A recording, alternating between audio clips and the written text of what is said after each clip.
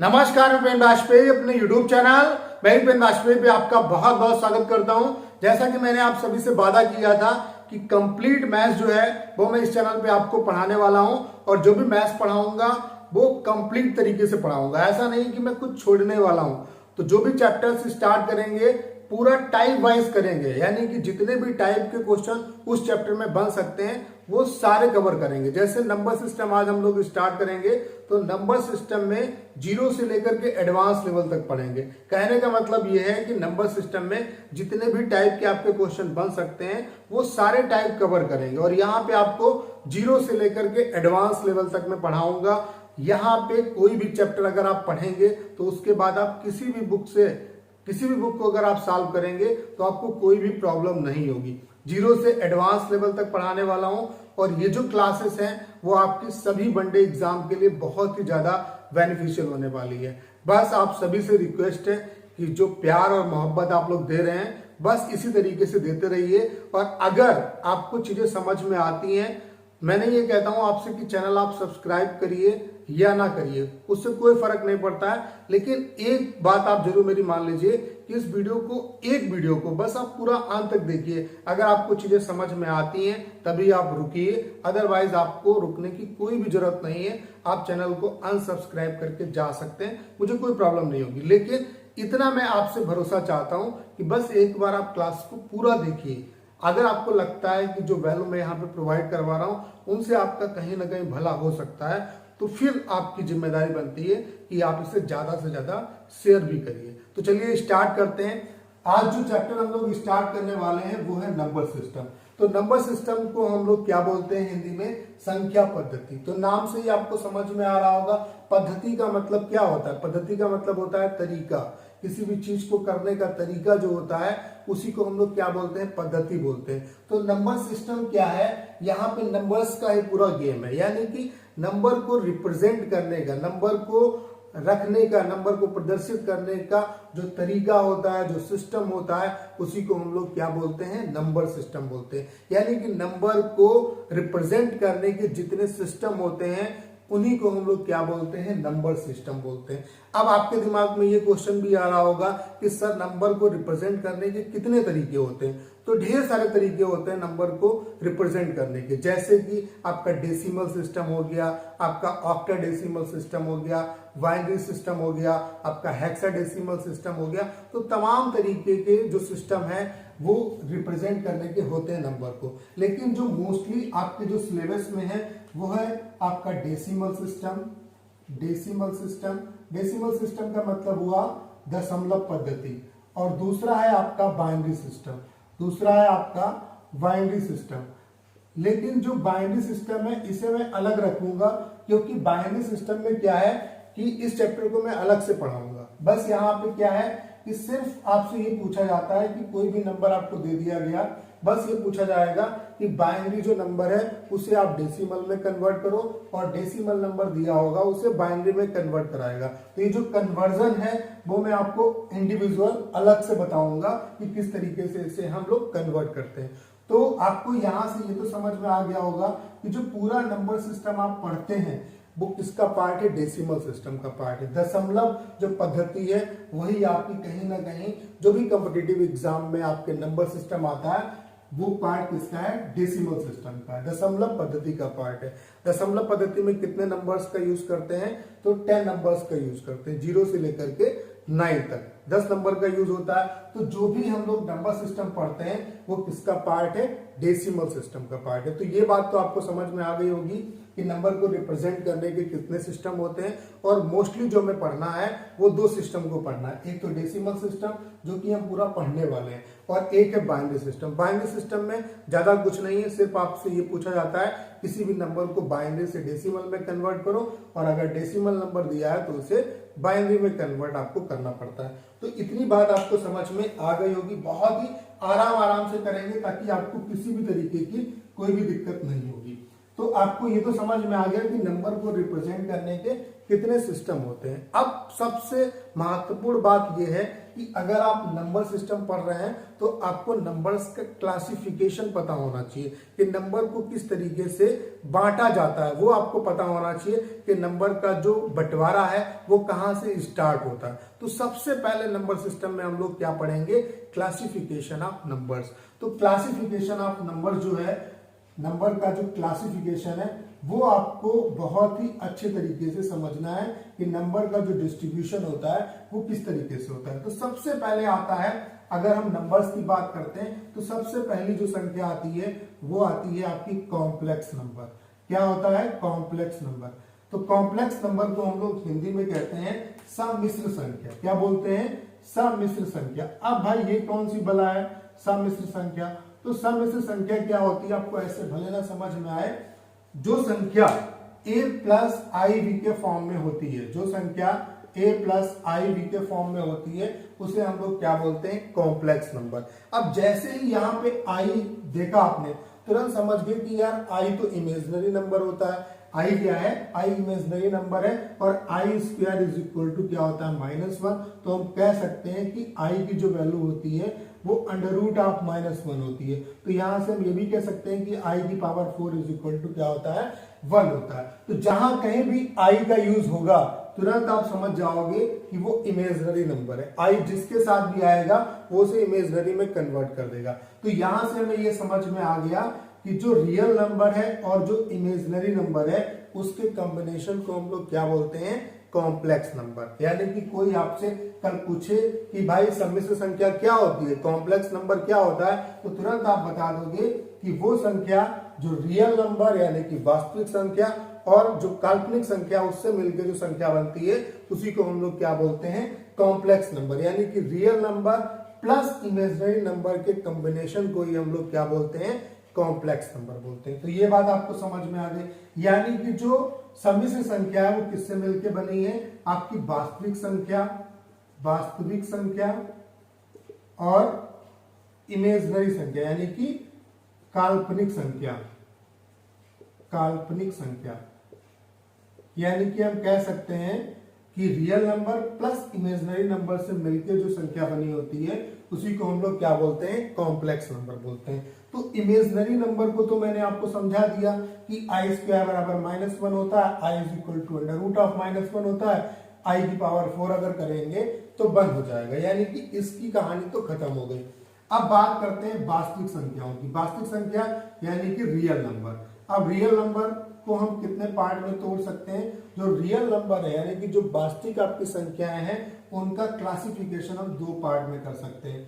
कौन कौन सा होता है, एक तो होता है आपका परिमेय संख्याएं, परिमेय संख्याएं, और दूसरी होती है आपकी अपरिमेय संख्याएं, अपरिमेय संख्याएं। यानी कि हम कह सकते हैं इंग्लिश में अगर हम बात करें तो परिमेय संख्याओं को क्या बोलेंगे, रेशनल नंबर, और अपरिमेय संख्याओं को हम लोग क्या बोलेंगे, इरेशनल नंबर। अब पहले आप समझिए कि परिमेय संख्या और अपरिमेय संख्याएं एक्चुअल में होती क्या है। देखिए वो संख्याएं जिन्हें हम a बटे b के फॉर्म में लिख सकते हैं, यानी कि जिन्हें हम a बटे b के फॉर्म, कहने का मतलब ये हुआ कि जिन्हें हम अंश बटे हर के फॉर्म में लिख सकते हैं वो सारी क्या होती हैं, परिमेय संख्या होती है। क्लियर। और जिन्हें हम a बटे b के फॉर्म में नहीं लिख सकते हैं वो क्या कहलाती हैं, अपरिमेय संख्याएं होती हैं। तो कौन कौन सी अपरिमेय संख्या होंगी, कहने का मतलब ये हुआ कि जिन संख्याओं को हम अंश बटे हर के फॉर्म में नहीं तोड़ पाएंगे वो अपरिमेय होंगी।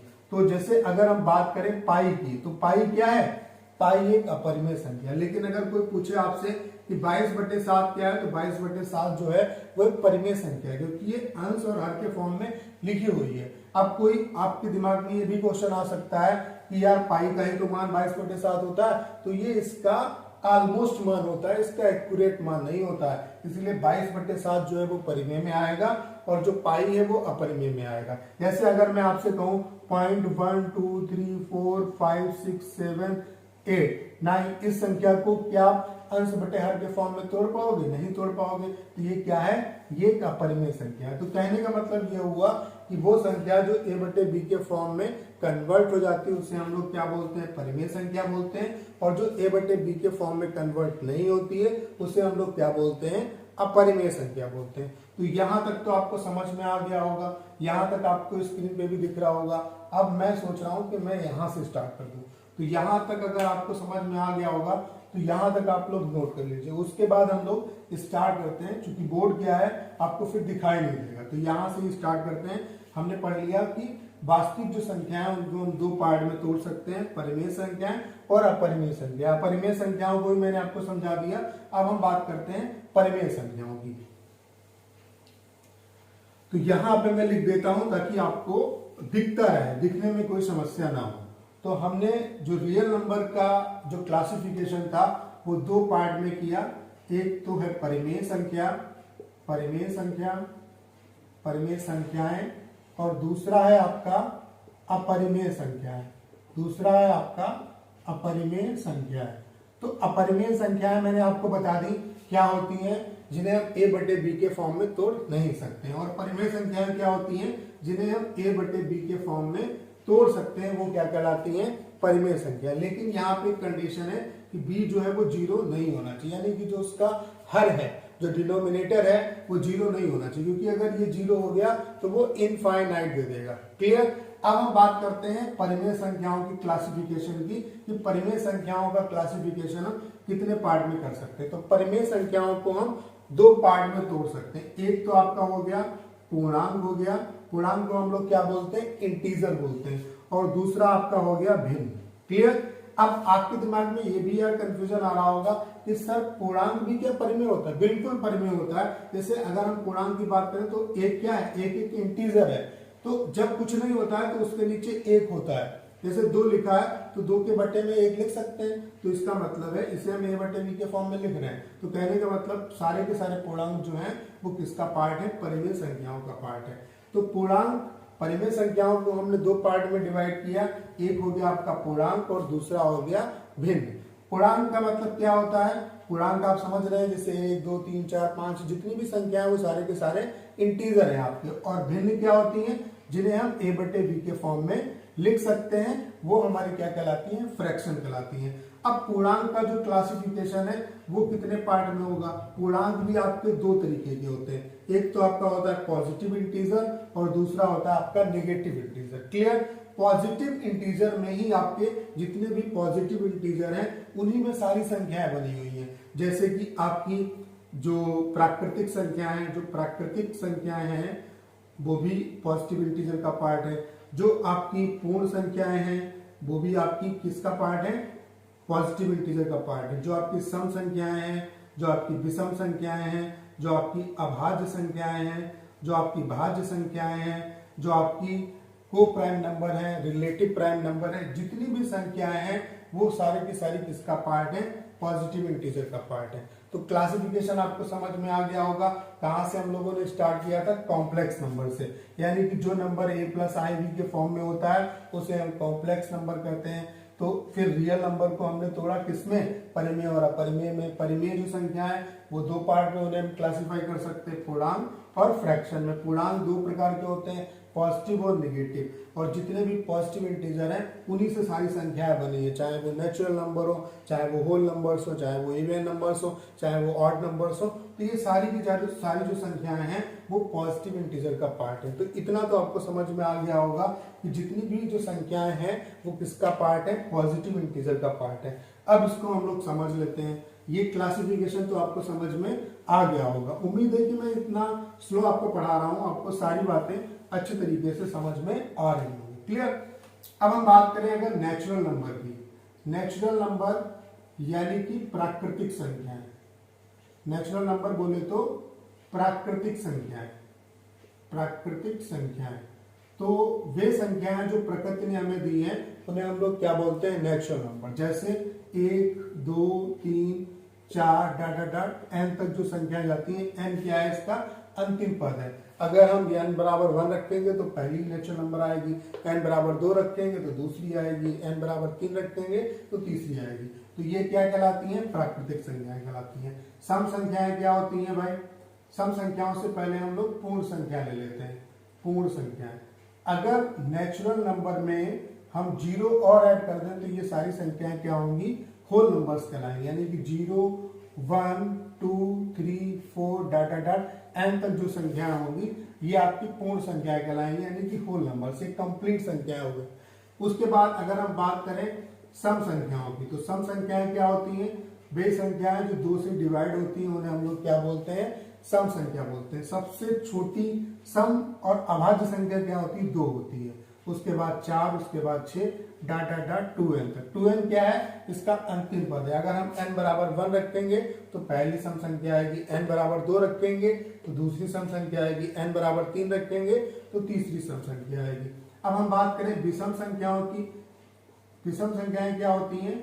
वे संख्याएं जो 2 से डिवाइड नहीं होती उन्हें हम लोग विषम संख्या बोलते हैं। जैसे 1 3 5 डाटा डाट 2n माइनस 1, ये इसका अंतिम पद है।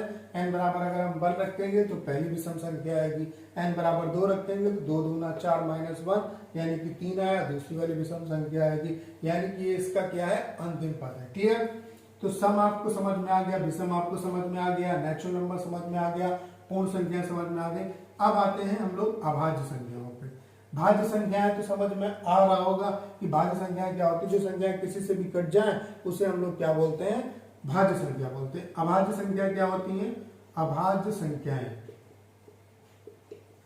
जो संख्याएं अपने आप से और एक से कटती हैं उन्हें हम लोग क्या बोलते हैं? अभाज्य संख्याएं। सबसे छोटी सम अभाज्य संख्या क्या होती है? 2 होती है। ये पूछा भी गया है, कई बार पूछा गया है कि सबसे छोटी सम और अभाज्य संख्या क्या होती है? तो वो 2 होती है। 2 के बाद 3, 3 के बाद 5, 5 के बाद 7, 7 के बाद 11। इसका अंतिम पद हम लोग नहीं ले सकते क्योंकि यहाँ पे कोई ऑर्डर नहीं होता। जैसे कि 2 3 5 7 11, फिर इसके बाद 13 आएगा, 13 के बाद 17 आएगा, 17 के बाद आपका 19 आएगा, तो कोई ऑर्डर नहीं होता है। इस वजह से इसका हम लोग अंतिम पद नहीं लिख सकते। क्लियर? तो ये सब जैसे 2 है तो 2 सिर्फ 2 से कटेगा और 1 से कटेगा, यानी कि अभाज्य संख्याएं क्या होती हैं? वे संख्याएं जो अपने आप से और 1 से कटती हैं उन्हें हम लोग क्या बोलते हैं? अभाज्य संख्याएं बोलते हैं। भाज्य संख्याएं क्या होंगी? जो किसी से भी कट जाए तो क्या कहलाती हैं? भाज्य संख्याएं कहलाती हैं। तो भाज्य संख्याओं को मुझे नहीं लगता है कि बताने की जरूरत है।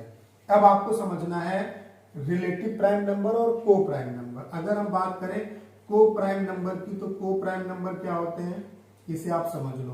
को प्राइम नंबर और relative prime number. Relative prime number अगर हम हिंदी में बात करें तो इसे हम लोग बोलेंगे सह अभाज्य संख्या, और ये होंगी सापेक्ष अभाज्य संख्या। रिलेटिव का मतलब होता है किसी के सापेक्ष, तो इसका मतलब होगा सापेक्ष अभाज्य संख्या और इसका मतलब होता है सह अभाज्य संख्या। ठीक है, तो मैं पेयर लिख रहा हूं, फिर उसके बाद आपको अच्छे तरीके समझ में आएगा।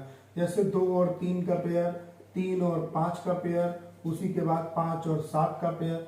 अब यहाँ पे लिख लेते हैं जैसे 2 और 9 का पेयर, 3 और 12, 3 और यहाँ पे लिख लेते हैं 3 और 20 का पेयर, जैसे यहाँ पे 5 और 27 का पेयर। तो यहाँ पे देखो बहुत ही माइन्यूट सा डिफरेंस होता है। को प्राइम नंबर क्या होते हैं? दो अभाज्य संख्याओं के पेयर को हम लोग क्या बोलते हैं? को प्राइम नंबर बोलते हैं। अगर अभाज्य संख्या है तो जाहिर सी बात है इनका एचसीएफ 1 होगा। कंडीशन दोनों में सेम है कि यहाँ पे भी इनका एचसीएफ 1 होगा और यहाँ पे भी एचसीएफ 1 होगा। बस वो दो नंबर जो आपस में प्राइम नंबर हैं और उनका एचसीएफ 1 है तो वो क्या कहलाएंगे? को प्राइम। लेकिन अगर एचसीएफ 1 है और आपस में प्राइम नंबर नहीं है तो वो क्या कहलाएंगे? Relative prime number. जैसे यहाँ पे दोनों जो नंबर है वो आपस में प्राइम नंबर भी है और इनका एचसीएफ भी 1 है, तो ये क्या हो जाएंगे? को प्राइम नंबर हो जाएंगे। लेकिन यहाँ पे भी एचसीएफ 1 है, कुछ कॉमन नहीं है इनमें, लेकिन 2 प्राइम नंबर है, 9 जो है वो प्राइम नंबर नहीं है। तो यही माइन्यूट सा डिफरेंस होता है को प्राइम नंबर और रिलेटिव प्राइम नंबर में। को प्राइम नंबर और रिलेटिव प्राइम नंबर में समानता क्या है कि दोनों में एचसीएफ 1 होता है, यानी कि कुछ भी कॉमन नहीं होता है, एचसीएफ 1 आएगा। लेकिन को प्राइम नंबर में जो दोनों नंबर्स हैं, जो दोनों नंबर का पेयर है, वो इंडिविजुअल आपके प्राइम नंबर होते हैं। लेकिन रिलेटिव प्राइम नंबर में ऐसा नहीं है। रिलेटिव प्राइम नंबर में एक दूसरे के सापेक्ष तो प्राइम होंगे, मतलब एचसीएफ तो 1 होगा, लेकिन वो प्राइम नंबर नहीं है, इसकी कोई कंडीशन नहीं है। जैसे 2 और 9, 2 प्राइम नंबर है, 9 नहीं है, तो आपको अंतर समझ में आ गया होगा कि यहाँ पे दोनों प्राइम नंबर जरूरी है और यहाँ पे ऐसा नहीं है, यहाँ पे सिर्फ एचसीएफ 1 होना चाहिए। तो ये बात आपको समझ में आ गई होगी। तो इतना तो आपको समझ में आ गया होगा। अब इसके आगे की कहानी देख लेते हैं। अब बात आती है ट्विन प्राइम नंबर। नंबर के बारे में सारा कुछ मैं आज आपको बता दूंगा। इस क्लास को देखने के बाद नंबर्स के बारे में आपको कंफ्यूजन नहीं रहेगा, इसकी गारंटी मेरी है। ट्विन प्राइम नंबर क्या होता है? ट्विन प्राइम नंबर, इसके बारे में भी पढ़ा होगा। ट्विन प्राइम नंबर, तो प्राइम नंबर का ऐसा पेयर जिनके बीच में डिफरेंस 2 का होता है, उन्हें हम लोग क्या बोलते हैं? ट्विन प्राइम नंबर बोलते हैं। जैसे अगर हम कहें कि 3 और 5 का पेयर, तो ये ट्विन प्राइम नंबर पेयर है। ऐसे 5 और 7 का पेयर, ये भी ट्विन प्राइम नंबर पेयर है। ऐसे अगर हम कहें 11 और 13, ये भी क्या है? ट्विन प्राइम नंबर का पेयर है। 17 और 19, ये भी क्या है? ट्विन प्राइम नंबर का पेयर है। तो ट्विन प्राइम नंबर क्या होते हैं? प्राइम नंबर का ऐसा पेयर जिनके बीच का डिफरेंस 2 होता है, उन्हें हम लोग क्या बोलते हैं? ट्विन प्राइम नंबर बोलते हैं। क्लियर? अब बात आती है कंपोजिट नंबर की। कंपोजिट नंबर, कंपोजिट नंबर भाई ये क्या बला है, इसे भी समझ लो। ठीक है, कंपोजिट नंबर क्या होता है? वो नंबर जिसके 2 से ज्यादा फैक्टर होते हैं, उसे हम लोग क्या बोलते हैं? कंपोजिट नंबर बोलते हैं। जैसे अगर मान लेते हैं हमने 1 से लेकर के 100 तक संख्याएं लिखी, 1 से लेकर के 100 तक संख्याएं लिखी, तो कंपोजिट नंबर कौन कौन से होंगे? देखिए, 1 क्या कंपोजिट नंबर है? बिल्कुल नहीं है। 1 का एक ही फैक्टर होगा, 1। उसके बाद 2 क्या है? 2 अभाज्य संख्या है। 3 क्या है? 3 भी अभाज्य संख्या है। 4 क्या है? 4 कंपोजिट नंबर है क्या? तो इसके हम लोग फैक्टर कर लेते हैं। एक तो फैक्टर 1 होगा, एक फैक्टर 2 होगा, उसके बाद एक फैक्टर इसका 4 भी होगा। इसका मतलब है 4 के 2 से ज्यादा फैक्टर हैं, तो 4 क्या है? कंपोजिट नंबर है। 5 हो गया प्राइम नंबर। 6 क्या हो गया? 6 के देखो 1 से भी कटेगा, 2 से भी कटेगा, 3 से भी कटेगा, 6 से भी कटेगा, यानी कि 2 से ज्यादा इसके फैक्टर है, तो ये भी कंपोजिट नंबर है। तो कहने का मतलब ये है कि अगर हम 1 से लेकर के 100 तक संख्या लिखें, तो अगर 1 को छोड़ दें तो जो सारी संख्या बचेंगी वो prime number plus composite number है। Prime number plus composite number है। तो यहां से आपको ये भी जानना होगा कि 1 क्या है। तो 1 जो है वो ना ही प्राइम नंबर है और ना ही आपका कंपोजिट नंबर है। तो कंपोजिट नंबर क्या होगा?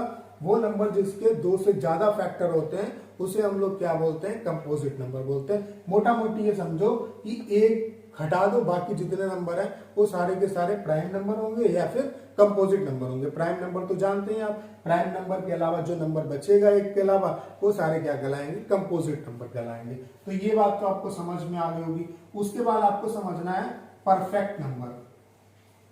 Perfect number, perfect by number, ये कौन सी बला है? परफेक्ट नंबर क्या होगा?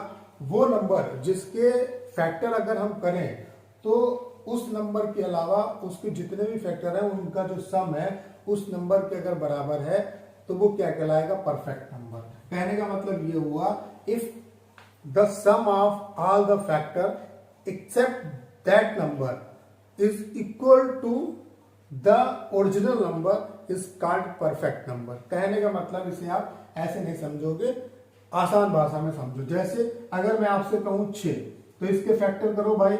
1 से कटेगी ये संख्या, 2 से कटेगी ये संख्या, 3 से कटेगी ये संख्या, फिर इसके बाद 6 से कटेगी। क्लियर?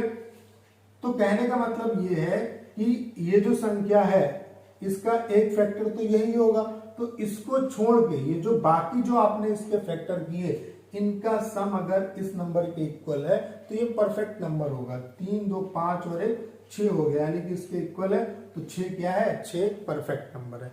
तो समझ में आ गया कि if the sum of all the factors except that number is equal to the original number is called perfect number. तो परफेक्ट नंबर आपको समझ में आ गया कि परफेक्ट नंबर क्या होता है। मुझे नहीं लगता कि इस क्लास में मैंने कुछ नंबर्स के बारे में छोड़ा है। तो अगर आप इस क्लास को देखेंगे तो नंबर्स के बारे में डिटेल में आपको जानकारी मिल जाएगी कि नंबर्स क्या होते हैं। यहाँ पे सिर्फ और सिर्फ मैंने नंबर का ओवरऑल क्लासिफिकेशन किया कि नंबर का क्लासिफिकेशन क्या होता है। अब जो अगली क्लास होगी उसमें मैं डिटेल में डिस्कस करूंगा नेचुरल नंबर को, जो प्राकृतिक संख्याएं हैं आपकी, जो नेचुरल नंबर हैं, जो नेचुरल नंबर हैं, जो आपकी प्राकृतिक संख्याएं हैं, इन पे डिटेल में बात करेंगे कि भाई इनमें कौन कौन सी प्रॉपर्टीज होती हैं, कितनी प्रॉपर्टीज आपको ध्यान में रखनी है, कितने तरीके के क्वेश्चन बन सकते हैं, क्योंकि जितने नेचुरल नंबर से रिलेटेड कॉन्सेप्ट हैं वो सारे के सारे मैं एक जगह आपको करा दूंगा, जिससे कि आपको कोई भी कंफ्यूजन नहीं होगा। और जो हायर लेवल तक का क्वेश्चन बन सकता है नेचुरल नंबर में, वो सारे मैं आपको कराऊंगा। तो कल हम लोग नेचुरल नंबर को डिस्कस करेंगे और यही हमारा पढ़ाने का तरीका होगा। नेचुरल नंबर कल निपटाएंगे, उसके बाद अगली जो क्लास होगी उसमें जो सम संख्याएं हैं उनसे रिलेटेड जितनी भी प्रॉपर्टीज होती हैं, चाहे एवरेज का सवाल हो, किसी भी टाइप के जो क्वेश्चन आते हैं वो सारे उसमें कर लेंगे। कहने का मतलब ये है कि सम संख्याओं से रिलेटेड अगर पढ़ेंगे तो सम संख्याओं से रिलेटेड कोई भी क्वेश्चन नहीं छूटेगा। नेचुरल नंबर कल हम लोग डिस्कस करेंगे, तो आप लोग क्लास को जरूर देखिए। उसमें आपको नेचुरल नंबर के बारे में मैं वो सारे कॉन्सेप्ट एक जगह बताने वाला हूं, चाहे वो एवरेज का कॉन्सेप्ट है, चाहे वो किसी भी तरीके के जो क्वेश्चन आते हैं अगर वो नेचुरल नंबर से रिलेटेड हैं, वो सारे मैं आपको कराऊंगा एक जगह पे। तो कल जो क्लास होगी उसमें हम लोग नेचुरल नंबर का कंप्लीट तरीके से पोस्टमार्टम करने वाले हैं। तो उम्मीद है कि अगर आपने क्लास, आज की जो क्लास है उसको यहाँ तक देखा होगा तो क्लास आपको बेहतर तरीके से समझ में आई होगी। बस आप सभी से रिक्वेस्ट है कि अगर आपको मेरे द्वारा जो भी ये कंटेंट बताया गया, जो भी कंटेंट डिलीवर किया गया, ये आपको अगर बेहतर तरीके से समझ में आ रहा है तो प्लीज इसे ज्यादा ज्यादा शेयर करिए, ताकि हमारी रीच बढ़ सके, हम ज्यादा ज्यादा स्टूडेंट तक पहुंच सके। और कल वाली क्लास को मिस मत करिएगा, क्योंकि वो कल की क्लास जो है वो बहुत ज्यादा इंपॉर्टेंट होने वाली है। और जितनी भी क्लासेस आएंगी आगे वो सारी आपके लिए इंपॉर्टेंट है। ये सारी क्लासेस आपको फ्री ऑफ कॉस्ट मिलेंगी, बस मन लगा के पढ़ते रहिए। उसके अलावा किरण पब्लिकेशन का भी सोल्यूशन मैं अपने इस चैनल पे कराने वाला हूँ, अपडेटेड कराऊंगा और बिल्कुल नए अंदाज में कराऊंगा। 10,500 जो किताब है आपकी, क्योंकि उसी के क्वेश्चन लेटेस्ट क्वेश्चन है, वो आपके लिए ज्यादा इंपॉर्टेंट है। जो सीजीएल की फोकस होकर तैयारी कर रहे हैं, तो 10,500 जो बुक है उसका भी कंप्लीट सोल्यूशन मैं एक ये चैप्टर पूरा नंबर सिस्टम कवर होता है वैसे ही स्टार्ट कर दूंगा, क्योंकि फिर आपके पास बेस होगा पढ़ने के लिए। तो किरण का भी सोल्यूशन कराऊंगा, उसके अलावा प्रीवियस ईयर भी करा रहा हूँ, उसके अलावा टाइप वाइज जो मैथ्स है ये भी आपकी चलेगी। तो उम्मीद है कि क्लास आपको बेहतर तरीके से समझ में आई होगी। अगर आप चैनल पर नए हैं और आपने अभी तक इसे सब्सक्राइब नहीं किया है तो प्लीज चैनल को सब्सक्राइब करना मत भूलिएगा।